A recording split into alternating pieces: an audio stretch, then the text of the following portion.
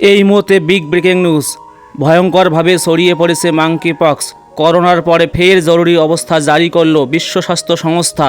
আবার হতে পারে লকডাউন। ভয়ঙ্করভাবে ছড়িয়ে পড়েছে মাংকি পক্স বা এমপেক্স।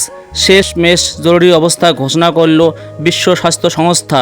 গোটা বিশ্বে হু হু করে বাড়ছে এমপেক্স রোগীর সংখ্যা। বিশেষ করে আফ্রিকাতে মারাত্মক আকার ধারণ করেছে এই রোগ। এখনও পর্যন্ত 14,000 জনের আক্রান্ত হয়েছে আফ্রিকায়। তার মধ্যে মৃত্যু হয়েছে 524 জনের। রীতিমতো উদ্বিগ্ন বিশ্ব স্বাস্থ্য সংস্থা।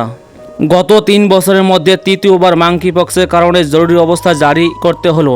শেষ 2022 সালে ভয়ঙ্কর আকার ধারণ করেছিল এমপেক্স।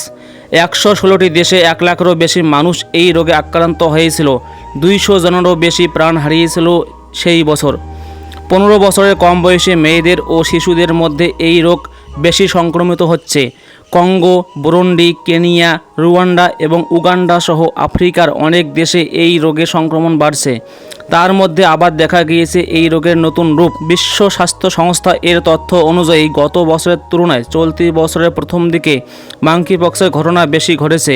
এই প্রসঙ্গে হু এর মহাপরিচালক ডক্টর টেড্রোস আধানম জানিয়েছেন, মাংকি পক্সের প্রাদুর্ভাব বন্ধ করতে আন্তর্জাতিক স্তরে সকলকে একসঙ্গে কাজ করতে হবে।